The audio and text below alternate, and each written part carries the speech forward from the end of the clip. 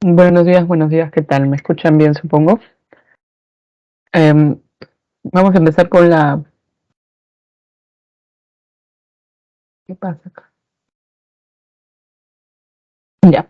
Vamos a empezar entonces con la semana número 14. Estoy compartiendo las diapositivas. En este caso, esta semana nos corresponde ver lo que le llamamos los famosos dilemas éticos.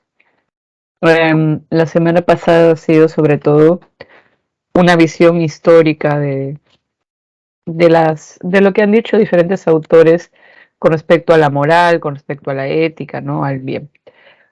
Entonces, ahora sería más ver la ética, pero desde cómo de repente en nuestra vida cotidiana hay ciertos problemas que se pueden manifestar, ¿no? Entonces,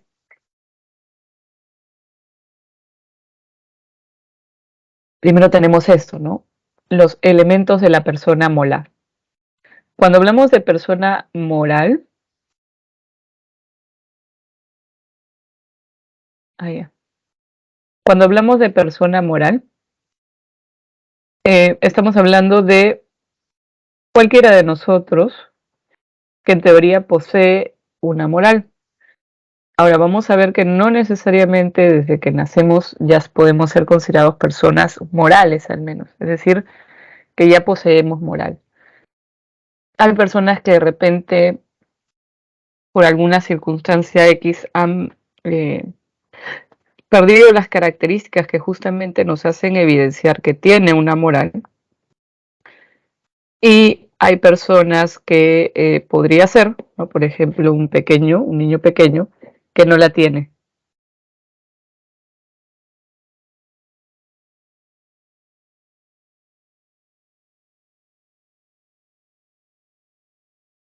Entonces, por ejemplo, en el caso de una persona moral, tenemos elementos de la persona moral, ¿no? Primero hablamos acá de la conciencia, la libertad,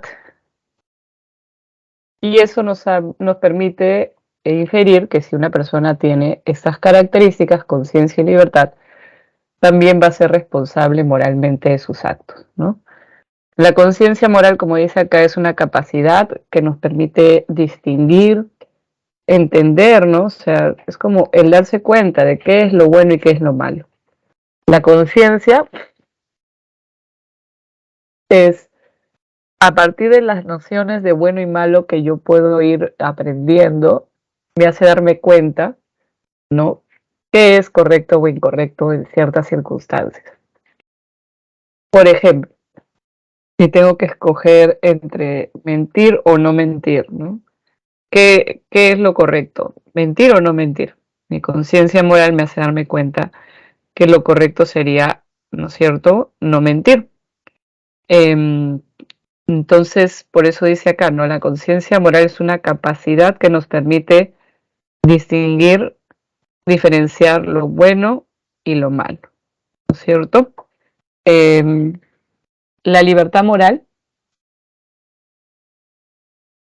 en cambio, es cuando una persona decide, como dice acá, actuar de una manera autónoma y libre. Es decir, la libertad moral es a partir de el darme cuenta que es bueno, que es malo, el reconocer la acción correcta. Mi libertad es que yo elija y actúe, ¿no es cierto?, conforme lo que yo he comprendido es correcto, ¿no? La libertad es que no haya una coacción, una obligación, de repente el uso de la violencia para que yo acceda a hacer algo, ¿no? Una amenaza, ¿no? Por ejemplo, o un chantaje tal vez. Una persona que accede porque ha sido chantajeada a algo, realmente no es libre, ¿no? Porque básicamente no le quedaba de otra, por eso tuvo que actuar de cierta manera o hacer ciertas, decir de repente, ¿no? Se vio obligado a decir, a actuar de cierta forma, porque así es como se le ordenó, porque ya cuando no hay coacción, cuando hay un chantaje ahí como una orden de por medio, ¿no?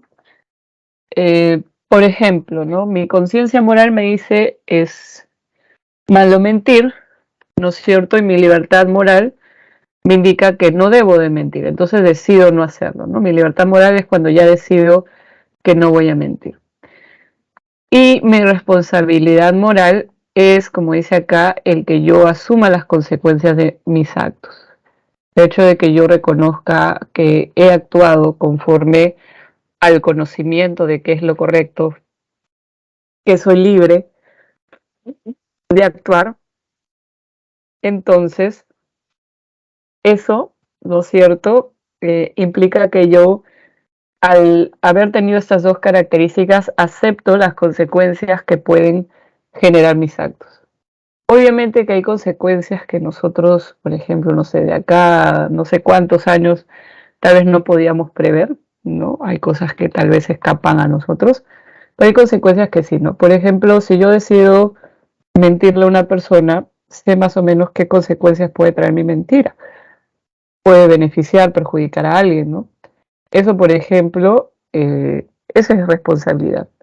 Como yo he sabido, no he sido consciente de antes de actuar, también he tenido la capacidad de la libertad. Entonces yo, de nuevo, como le digo, no soy responsable de mis actos. Una persona que es responsable de sus actos, entonces buscaría siempre actuar conforme a lo correcto, ¿no? El ejemplo de la separata es con respecto a una persona que tiene que escoger entre la infidelidad o no, ¿no? Por ejemplo, a ver, cuando una persona, en este caso les coloca el ejemplo de Pedro, que se supone tiene una pareja, que tiene pareja pero le gusta una chica de su trabajo, una compañera nueva. Y su pregunta es, ¿estará bien engañar a mi pareja? ¿No? Él se pone a reflexionar sobre eso y se da cuenta que obviamente no es correcto. Su libertad moral, ¿qué hace? Le lleva a darse cuenta de que si bien tiene la oportunidad de actuar, digamos, saliéndose con la suya, como dice, él decide no hacerlo, ¿no es cierto? Y la responsabilidad moral es darse cuenta de los actos. Entonces, una persona, ¿no es cierto?, para que sea calificada como moral, como señala en el material, eh, sus acciones deben estar siempre orientadas a actuar correctamente, a buscar cumplir las normas. Ahora, podemos decir que hay gente que sabe que lo que hace está mal y actúa mal. Es cierto, hay personas que saben que lo que hace está mal, pero aún así deciden hacerlo, ¿no? Por ejemplo, alguien que miente, difama, no sé, a una persona, sabe que está mal hacerlo, pero igual lo hace, ¿no? O una persona, por ejemplo, ¿no? Alguien que puede matar, que puede robar, muchas veces saben que lo que hace está mal. Entonces, en este caso, podemos decir que son personas morales. Hay personas que podrían no tener moral, ¿no? Lo que le llamamos los amorales, ¿ok? Eso está acá en la siguiente diapositiva. Voy a pasar acá, ¿no es cierto? Tenemos persona moral, amoral y persona inmoral. El amoral es aquella persona que, como no tiene conciencia y libertad, no es responsable de sus actos. Es decir, es alguien que no, por algún motivo, no es capaz de darse cuenta qué es lo que está haciendo, si es bueno o malo, mejor dicho. Probablemente no sea libre. En realidad, para que sea moral podría carecer o de conciencia o de libertad.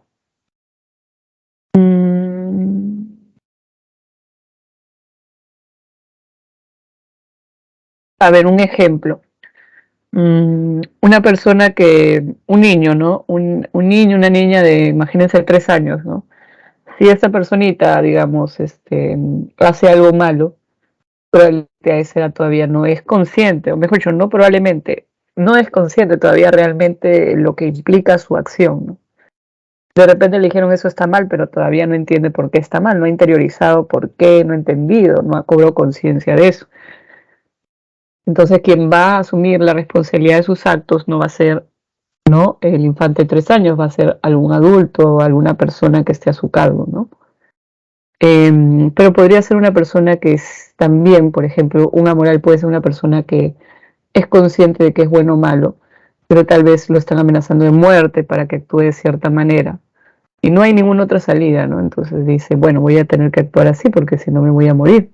En este caso, pues, es en juego lo que no tiene es libertad, ¿no?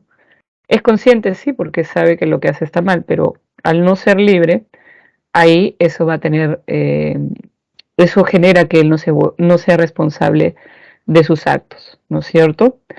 Eh, y también, por ejemplo, una persona, imagínense que tiene de repente algún problema, alguna enfermedad mental, de repente que no ha sido tratado debidamente, podríamos decir que es amoral, ¿no?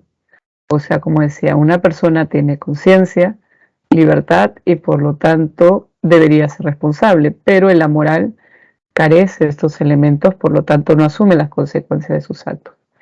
El inmoral, como ven ustedes acá, tiene conciencia, responsabilidad, pero transgrede una norma, es decir, deliberadamente actúa de esa manera, sabe que está mal, nadie lo está obligando y decide actuar mal, ¿no?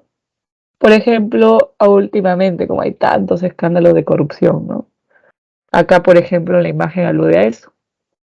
Eh, Había un escándalo, me acuerdo de los cuellos blancos famosos, ¿no? Que eran jueces que a cambio de dinero, personas que eran culpables eran liberadas, pero sin importar qué tipo de delitos hayan cometido, ¿no? Podía ser un violador, no importaba. Lo importante era qué tanto dinero estaba dispuesto a pagar por su libertad. En ese caso, quien decide, tanto la persona que ha transgredido las normas y que debería ir a la cárcel, como quien decide no enviarlo a la cárcel a cambio de dinero, son inmorales, ¿no? En este caso son responsables de sus actos. ¿Ok? ¿Hasta ahí está claro, chicos, chicas?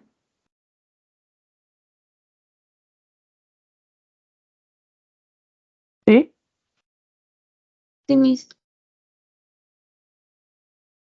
Ya. Disculpe, Sí. ¿una persona moral solamente tiene que carecer uno de ellos o puede ser también ambos?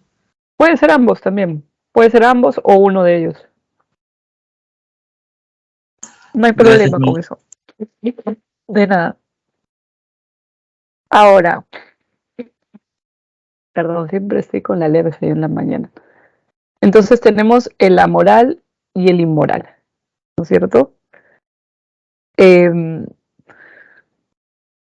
Ahora, también alguna vez me preguntaron, o sea que si yo, por ejemplo, una vez miento, ya soy una persona inmoral, ¿no? Me decían, y yo les comentaba de que uno puede a veces actuar de forma incorrecta, y claro, en esa circunstancia ha sido una persona inmoral, ¿no? No quiere decir que siempre, pero sí hay personas que puede ser una cuestión sistemática, ¿no? Como colocaba el ejemplo de un juez o un corrupto, ¿no? Normalmente sabemos que estas personas no lo hacen solamente una vez, sino que lo hacen continuamente. Y esa acción continua de repente pedir dinero, pedir coimas, ¿no es cierto? No solamente, o sea, es una cuestión que obviamente ya demuestra que ellos no tienen moral, ¿no? No tienen, o mejor, no tienen, o sea, tienen, porque tienen la conciencia y la libertad, ¿no? Podríamos decir, tienen moral. El tema es que la transgreden constantemente, ¿ya? O sea, ¿cómo decirlo? A veces las personas dicen, ay, pero yo a veces me he equivocado, a veces he mentido. Pero nosotros a veces, así como nos equivocamos y nos damos cuenta que hemos actuado incorrectamente, creo yo, ¿no? Porque si no sucede eso, habría que preocuparse. Que también somos capaces de reconocer que hemos actuado mal y vamos a buscar actuar correctamente, ¿no? Eso por ejemplo, ¿ya? El siguiente tema del material son las normas. Uy, perdón. Con respecto a los tipos de normas. Hay normas que están en el ámbito de las leyes, ¿no? Las normas jurídicas que le llamamos. Y también están las normas morales. Las normas vienen a ser como mandatos, ¿no? De cómo, digamos, de ciertas acciones que se esperan evitemos o que cumplamos. Por ejemplo, una cuestión, una norma moral puede ser lo que mencionaba del no mentir. Creo que lo di al inicio cuando hablé de persona moral, ¿no? Que una persona no mienta, ¿no es cierto? O el hecho de esta formulación de no mentir es un mandato, pero de tipo moral, ¿no es cierto? Y de tipo jurídica puede ser una cosa como, por ejemplo, evitar que no debemos de matar a las personas, ¿no? Toda norma entonces es una regla, es un mandato que te va a decir, que va a exigir cierto tipo de acción o comportamiento de nosotros, puede ser de respeto hacia los demás, como también va a prohibirnos, ¿no? Algún tipo de acción. Perdón. Entonces, primero vamos a las normas morales. En el material van a darse cuenta que hay un cuadrito, ¿no? Y que este cuadrito es bastante claro, ¿no? Cuando hablamos de normas morales, son normas que se basan en nuestra sociedad, es decir, lo que se considera correcto o incorrecto dentro del lugar donde podamos estar, ¿no? O incluso si vamos a otro lugar, podríamos decir, a ver, en este espacio, ¿qué es inmoral, qué es moral? ¿Cierto? Y si es que nosotros transgredimos esta norma moral, ¿no es cierto? Vamos a sentir algún tipo de remordimiento, algún cargo de conciencia. Es decir, el incumplimiento de una norma moral implica un tipo de sanción subjetiva, no solamente porque tú mismo o tú misma te puedes sentir mal por cómo has actuado, sino que no está estipulada la sanción que debe de recibir alguien que transgrede una norma moral, ¿no es cierto? Las normas morales, como dice acá, se realizan personalmente porque nos damos cuenta de que es importante, de que es correcto actuar así. Por eso es una obligación interna. Nosotros nos damos cuenta que así deberíamos de actuar. Por ejemplo, ¿no? El ser honesto con nuestros padres, ¿no? Es una norma moral, el no mentirle a los padres. Nosotros aprendemos en nuestra sociedad que lo correcto es siempre ser sinceros con quienes nos rodean, específicamente también con los padres.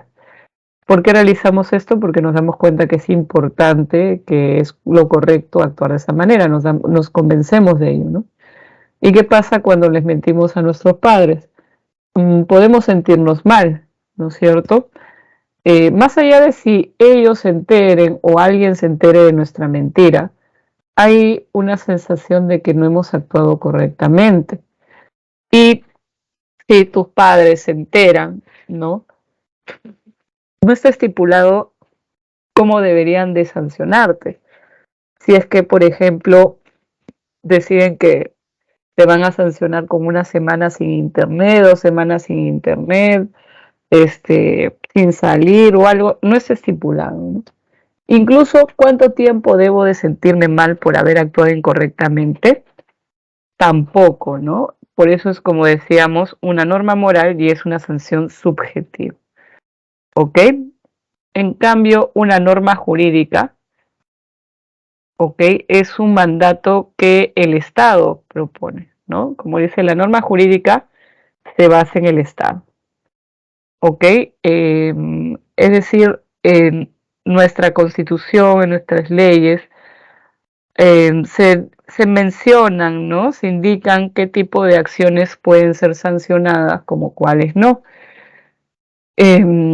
Cuando nosotros obedecemos estas normas, es no solamente porque yo reconozco que es bueno o no, podría ser que no esté de acuerdo, pero me doy cuenta que tengo una obligación, ¿no? Y en este caso, ¿por qué también? Porque si yo no cumplo con una norma jurídica, voy a recibir algún tipo de sanción que es objetiva, está estipulado qué sanción debo de recibir por lo que he hecho, ¿no es cierto?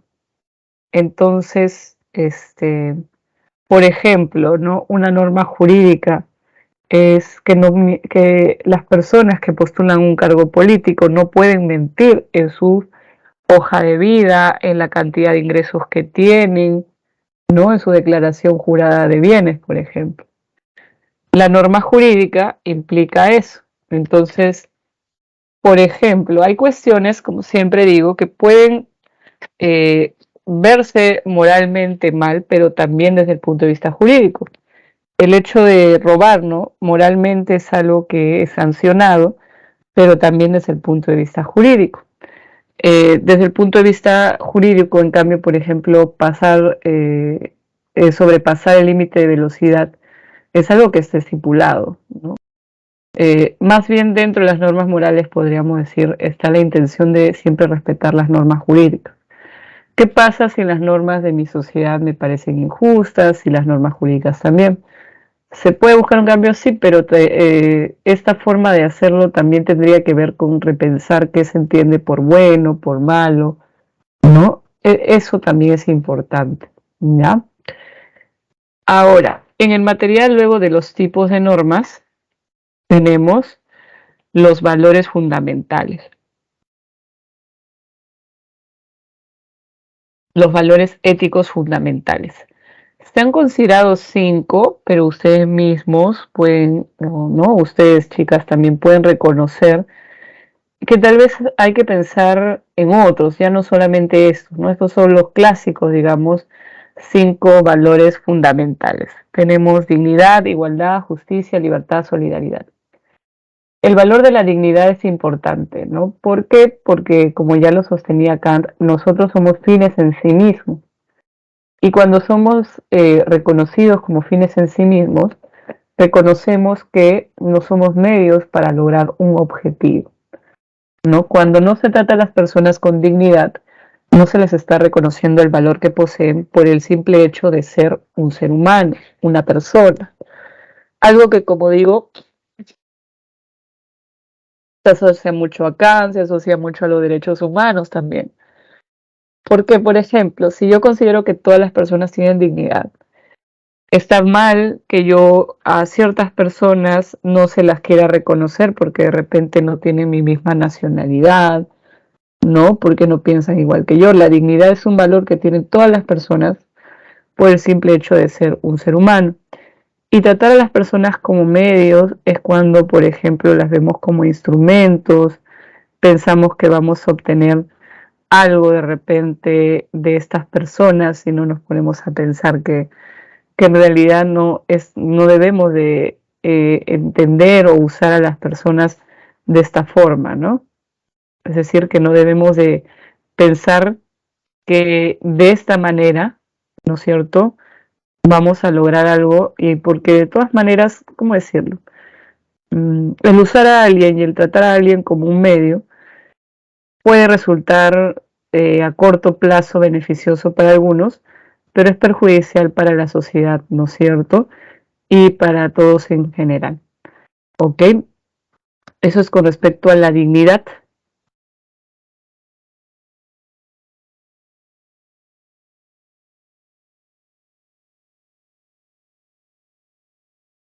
Ahora, después del tema de la dignidad,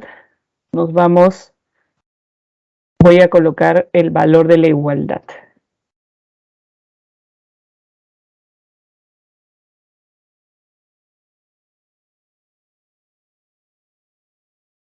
¿Cómo es eso del valor de la igualdad? Se supone que todas las personas poseen los mismos derechos y que al todas las personas poseer los mismos derechos,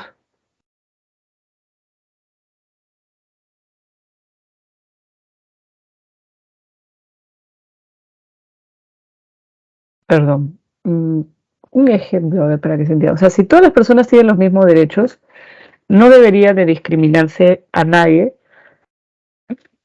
por ningún tipo de característica, como por ejemplo, no sé, su clase social, la religión que puedan tener, el sexo, la identidad, ¿no?, sexual que puedan tener, tampoco por su cultura.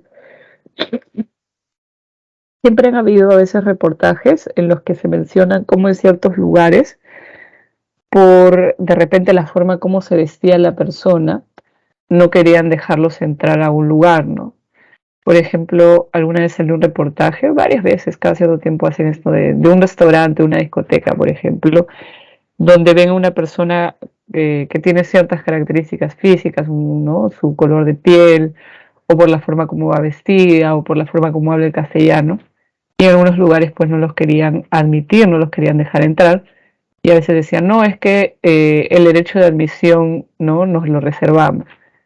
La idea de la discriminación es que tú tomes una característica de un grupo social y que la uses, ¿no es cierto?, de tal forma que no permitas que acceda a los mismos derechos que otros, ¿no es cierto? Normalmente mejor yo normalmente no, sino a quienes se discrimina es a personas que tienen características que usualmente en la sociedad no son vistas, ¿no? En una sociedad al menos como la nuestra, donde hay mucha desigualdad y mucho racismo, que no son vistas de repente de la misma manera que otras, que son menos valoradas, ¿no? Que a veces hasta pueden ser rechazadas. Entonces la igualdad es eso, no todas las personas deberían tener los mismos derechos. Si una persona puede entrar a un lugar, ya sea a comer, a divertirse, todas deberían de poder hacer lo mismo, ¿no? Y dicen que la entrada es 45 soles y todas pueden pagar esos 45 soles, bueno, ¿no? Ese sería, digamos, con respecto a la igualdad de derechos, ¿no? Si todos tienen derecho, por ejemplo, a transitar libremente por los espacios públicos, cualquier persona también debería de hacerlo, porque todos tenemos los mismos derechos, ¿ok? Y ahora, ya no solamente se habla de igualdad, ahora muchos hablan de equidad, que implicaría que si bien todos tienen los mismos derechos, habría que buscar que la forma como se acceden a esos derechos sea en una forma proporcional. O sea, ¿cómo decirlo? Todos tenemos el mismo derecho a recibir una educación, ¿no?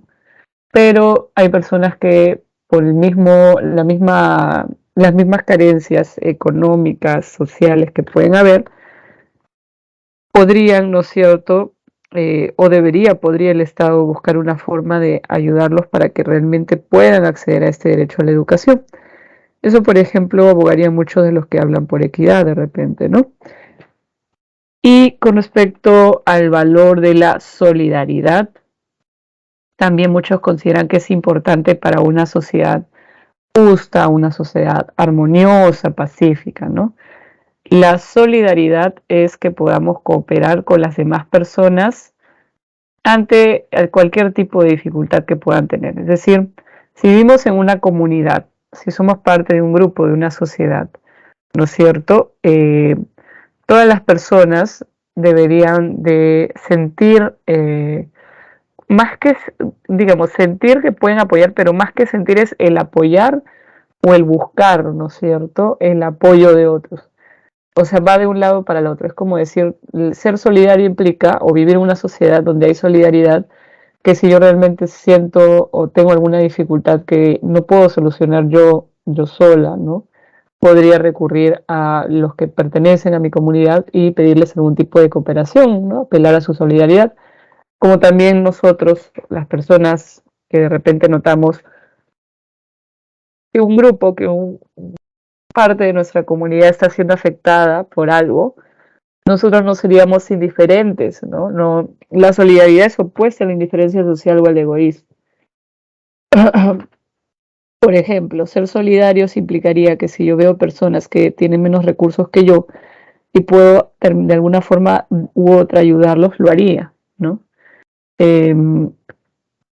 Eso, por ejemplo, es ser solidario, ¿no?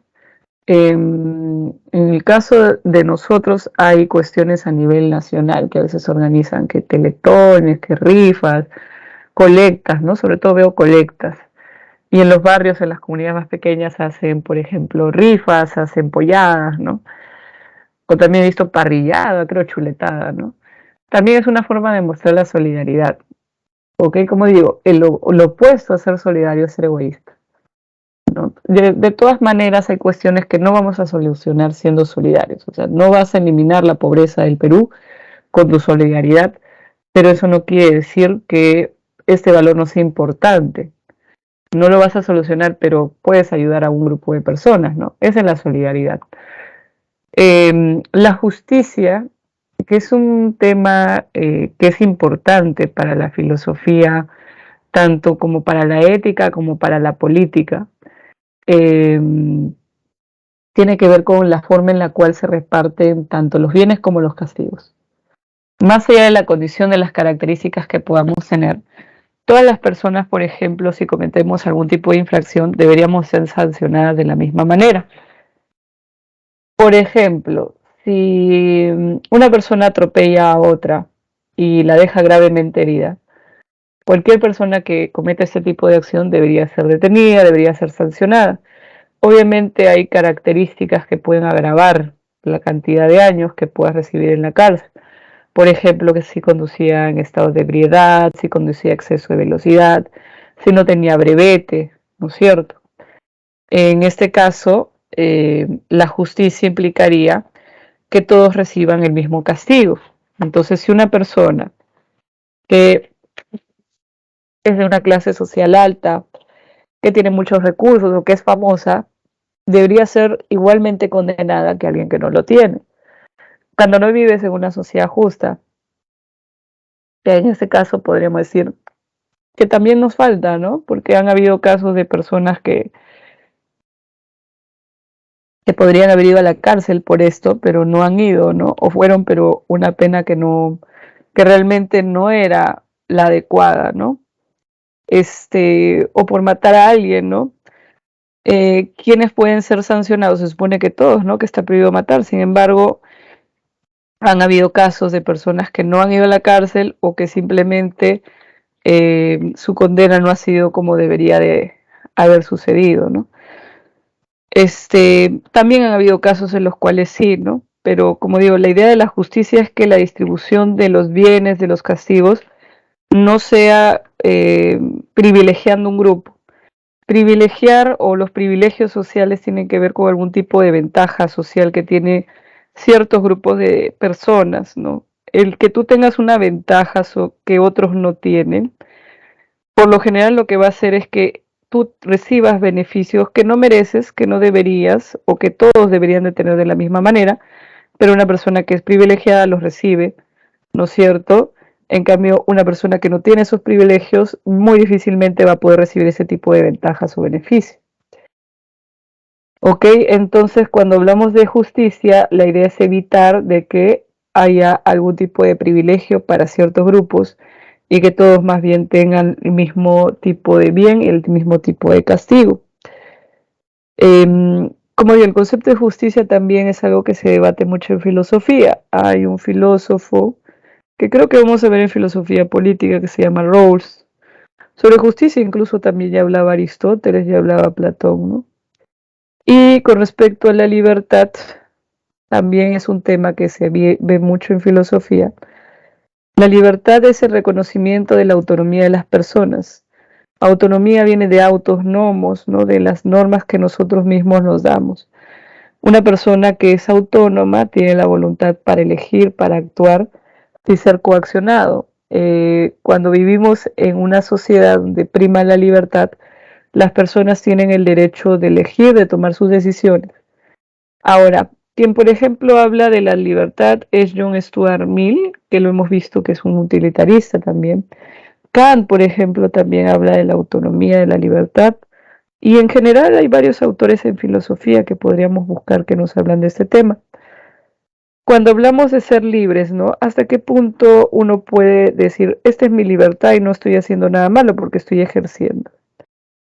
Por ejemplo, yo tengo libertad para transitar libremente por la calle, ¿no?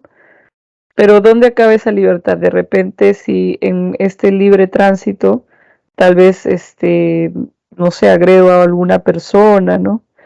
O por ejemplo, yo soy libre de expresar mis ideas, mis opiniones, pero si estas ideas u opiniones no son ideas u opiniones nada más, ¿no? Sino es, por ejemplo, difamar, insultar a las personas, lo que le llaman los discursos de odio, ¿no? Eso es parte del ejercicio de mi libertad. Lo que nos diría la filosofía es que no. Y algo que, por ejemplo, dice John Stuart Mill, que es muy interesante también, que es sencillo, ¿no? Mi libertad va a acabar donde empiece la de otros. Si yo soy libre de hacer, de decir, de opinar, no puedo transgredir la libertad de otros por ejercer mi libertad, ¿no? Eso es lo que dirían estos autores. Ahora, esos son los valores éticos fundamentales Desde la modernidad se exalta, por ejemplo, mucho la libertad, la justicia, ¿no es cierto? La igualdad, ¿no? Entre la ley, por ejemplo, pero digamos,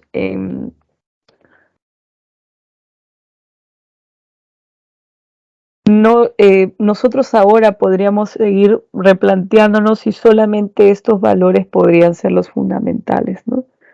Puede ser que alguno de ustedes considere que haya otro tipo de valores que se deberían de tomar en cuenta. Ok, por ejemplo, en otro salón me hablaban de la empatía, otros hablaban de la tolerancia, en fin, ¿no? Hay varias cosas que a veces uno puede seguir pensando que son importantes para una sociedad. Ok, hasta ahí está claro. ¿Tienen alguna pregunta, comentario?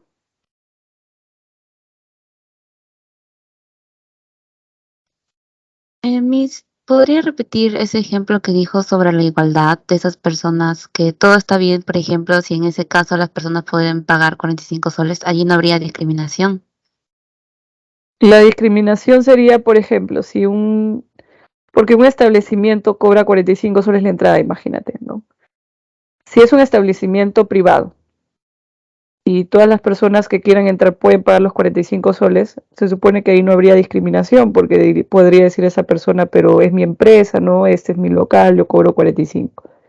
Ahora, ¿qué tal si alguien va y no le quieren cobrar 45, no le quieren cobrar 100 de repente? Y usan como excusa, no, que no le dan una excusa, simplemente le quieren cobrar a esa persona de más. En este caso sí habría algún tipo de discriminación porque no hay una justificación para que los demás les cobren de una manera y él de otra. O en otro caso, ¿no? Que esta persona dice, yo puedo pagar 45, pero tal vez por la forma como va vestida, por el color de piel o porque no es peruano, dice, no, tú no puedes entrar acá. Eso es discriminación. ¿Ok? En ese caso sí puedes hablar de discriminación. Mientras se supone que todos han sido tratados y reconocidos con los mismos derechos, no habría dificultad, ¿no? Igualdad en los derechos que poseen, ¿no? Por ejemplo, se supone que en San Marcos todas las personas que pasan el examen de admisión tienen derecho a estudiar en San Marcos. ¿Qué tal si le dicen a alguien, no, porque como tú no eres peruano no puedes estudiar acá? Eso sería discriminación, por ejemplo. ¿No es cierto? ¿Dónde está eso en las normas de la universidad? Que yo sepa, en ninguna universidad te van a decir, porque no eres de este lugar no puedes estudiar acá, ¿no? Podrían decirte, oye, pero no has pasado el examen de admisión. Ok, entonces lo pasas, y si ya lo pasaste ya puedes ingresar ahí. Pero no puede haber una norma que indique desde el inicio que por tus creencias religiosas, que porque eres mujer o porque eres hombre no puedes participar de ese espacio. En ese caso sí podríamos decir que hay discriminación. Ok, ahora sí está más claro, ¿no? Sí, Miss, gracias. Ya. Ahora, el otro tema que tienen en el material son los famosos dilemas éticos. Los dilemas son situaciones que pueden ser reales o pueden ser ficticias, por eso dice acá hipotético real. Y esta situación que puede ser contado como una historia o simplemente se plantea de frente a la situación y las alternativas, nos presenta una situación que es conflictiva moralmente. Es decir, con respecto a lo bueno o lo malo, cualquiera de las dos opciones puede ser justificable como podría no serlo, ¿no? Es decir, si yo opto por la opción A y no por la B, tengo argumentos para sostener que esa es la mejor elección, pero no quiere decir que haya sido una decisión fácil o que la otra opción no tenga también algún tipo de argumento a su favor, ¿no es cierto? Algún tipo de argumento tiene. Entonces, la idea de los dilemas es que los que escuchan o las personas que reflexionan sobre esto busquen algún tipo de solución razonada a esta situación, ¿no es cierto? Que hay un análisis sobre las vías, las opciones, y tratar de reflexionar de repente sobre este tipo de situaciones, qué se podría hacer, ¿no?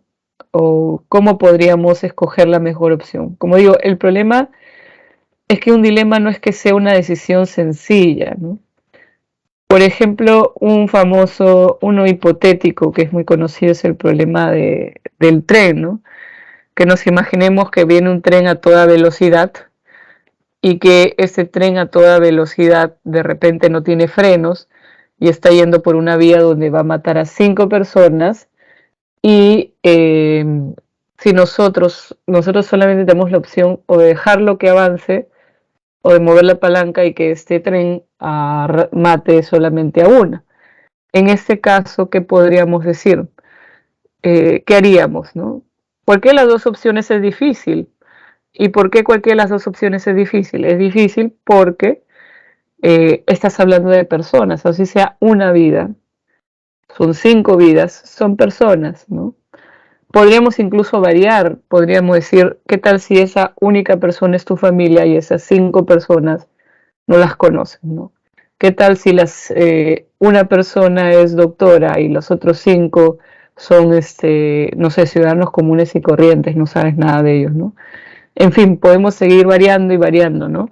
La idea es que ninguna opción es fácil, porque tanto si decides que dejas que el tren siga su camino y que mate a 5 personas, no puedes salvar la vida de una persona, como si dejas que, o en todo caso, haces que el tren se desvíe y mate a una persona, vas a salvar a 5 personas, pero vas a igualmente no haber afectado a una persona, y afectado no solamente, sino matado en realidad a una persona, ¿no?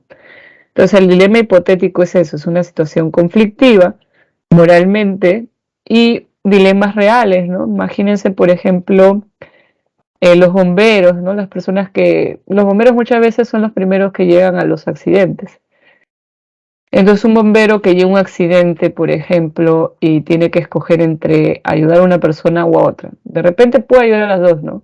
Pero tal vez solamente puede salvar la vida de una persona, que a veces puede suceder. Si solamente puede salvar la vida de una persona, ¿no es cierto? En este caso tiene que escoger y tal vez puede ser entre 2 personas, una de cierta edad, otra de, no sé, alguien de 50, otra persona de 5 años. A veces puede ser una cuestión más de quién tiene más probabilidades de vivir, pero también es conflictivo moralmente porque al decidir sobre quién se salva, a quién ayudas, también estás viendo quién se salva y puede ser que las 2 personas sean muy buenas, pero en ese caso es una situación conflictiva, ¿no? Por ejemplo, también lo de la donación de órganos, ¿no? ¿A quién se dona un órgano? ¿Cómo se decide eso? Eso también es conflictivo, porque tanto si decides a una persona que está primero en la lista como al que sigue y al que sigue y así, es un dilema ético, ¿no es cierto? Obviamente que no estoy hablando de un caso de corrupción donde les dan dinero para que favorezcan a alguien o salven la vida de alguien, como sucedió durante la pandemia, ¿no? Una cosa muy escandalosa de que si es que podías pagar cierta cantidad de dinero, recién ahí te dejaban ir a cama UCI.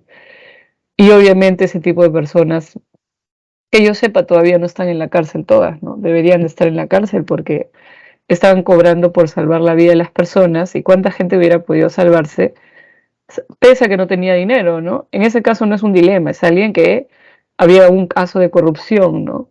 El dilema sería cuando no hay ningún tipo de motivación como el dinero, sino simplemente el decidir a quién ayudas, a quién le das la prioridad para entrar a cama UCI, por ejemplo. Ahí sí es un dilema ético, ¿ok? Ahora, en el material les han colocado dos dilemas éticos. Uno es con respecto al aborto inducido. El aborto es la interrupción del embarazo, ¿ok? Pero hay aborto espontáneo, hay aborto que no es inducido, que puede suceder espontáneamente, por eso es espontáneo. Y también está el aborto que sucede de forma intencional, cuando deliberadamente se interrumpe el embarazo, ¿ok? Acá se habla de en juego el derecho a la vida, ¿no? Quienes lo problematizan, por ejemplo, quienes están a favor, consideran que, por ejemplo, acá se ha colocado a Peter Singer, ¿no? Peter Singer es un filósofo que nos habla no solamente de cuestiones como el aborto, la eutanasia, sino también, por ejemplo, con respecto a los animales. Habla mucho de los derechos de los animales, de la forma como se les trata a los animales, por ejemplo, en las granjas, a las vacas, a los cerdos.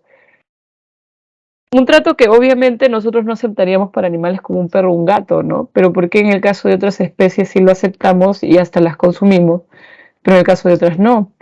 ¿Cuál es el criterio, no? Eso también es algo que se puede ver como un dilema ético.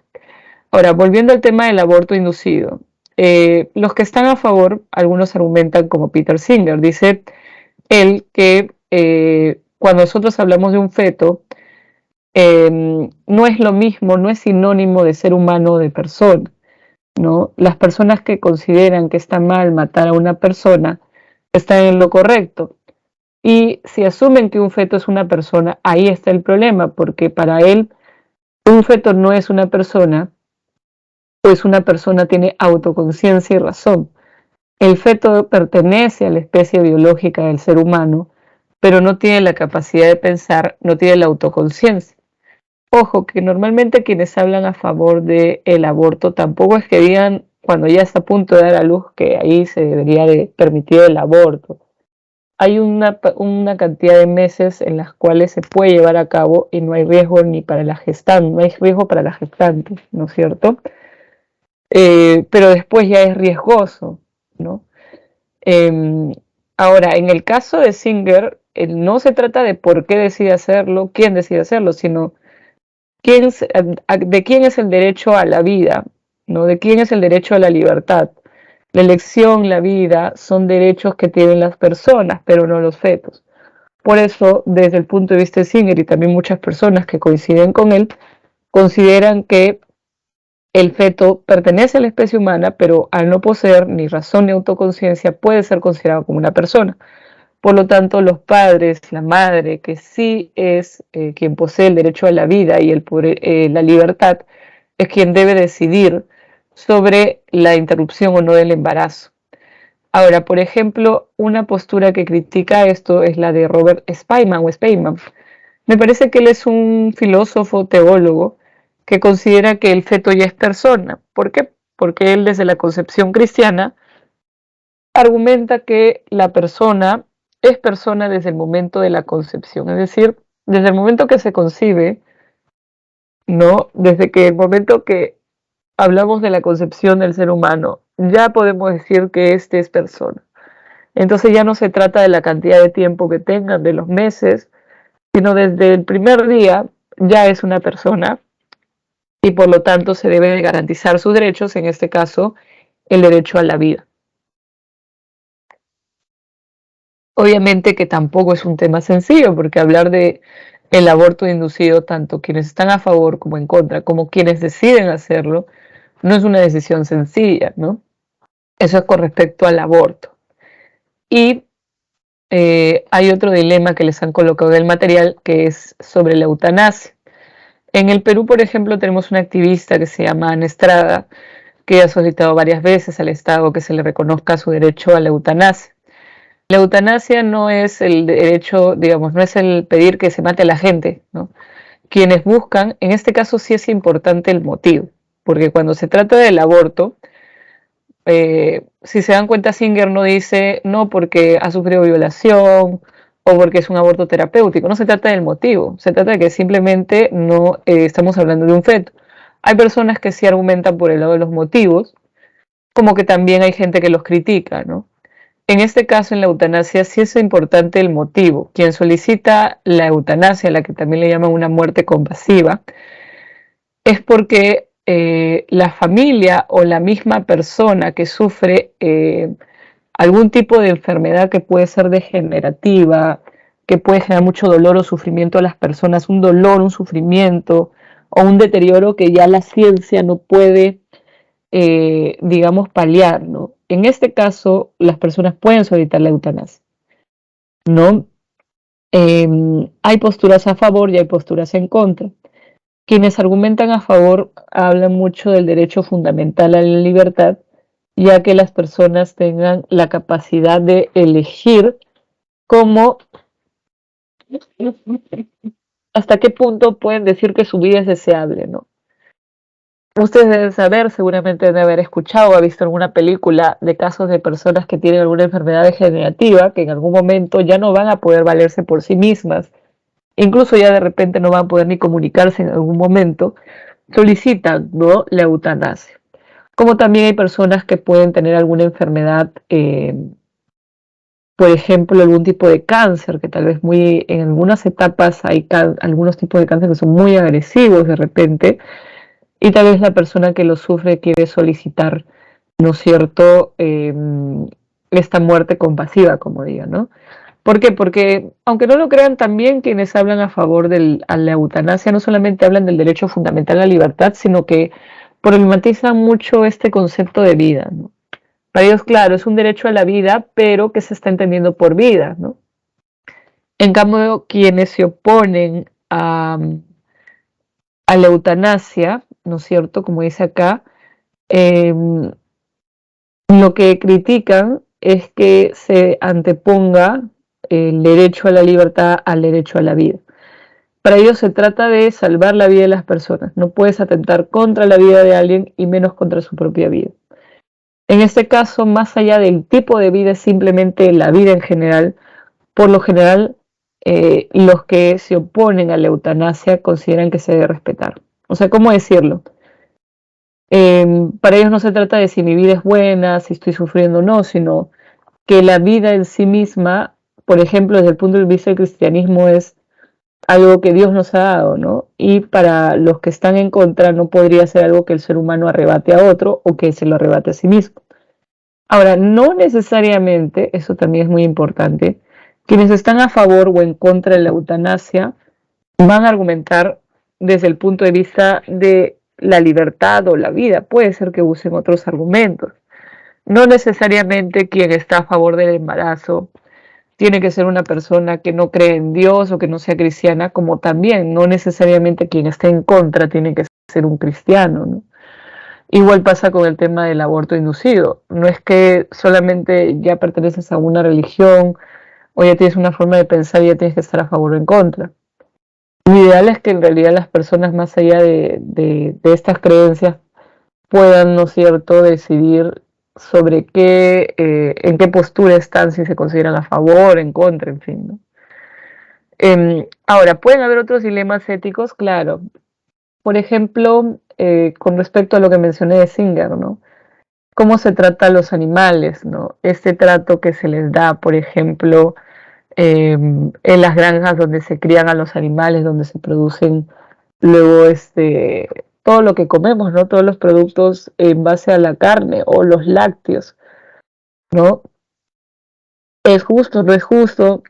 Algunos dicen, bueno, son animales, otros hablan de la capacidad de sentir, ¿no?, de los animales. Además de eso, por ejemplo, en cuanto a las vacunas, ¿no? En algún momento había todo un debate con respecto a si podíamos o no, si podíamos o no seguir experimentando en animales. Algunos decían, no, de frente hay que experimentar en los seres humanos, ¿no es cierto? El tema es que para muchos experimentar en seres humanos también es conflictivo, ¿no? ¿Quiénes son las personas que normalmente se ofrecen y quiénes son las personas que normalmente no se ofrecen, ¿no? Sobre todo cuando hay dinero de por medio, quienes se van a ofrecer para que experimenten en ellos son personas de bajos recursos. Entonces, eso también implicaría algún tipo de dilema, ¿no? Con respecto a la clonación humana, también siempre ha habido debates, ¿no? En fin, siempre hay dilemas que se pueden presentar desde el punto de vista ético y hay cuestiones que para algunos ya no propiamente es un dilema, aunque ustedes lo encuentren en libros de ética, porque en algún momento tal vez sí lo fueron, ¿no? Bien, les comparto las claves. Hasta ahí sería la clase de ahora. Y nos vemos la próxima semana. Ahí tienen las claves en el chat.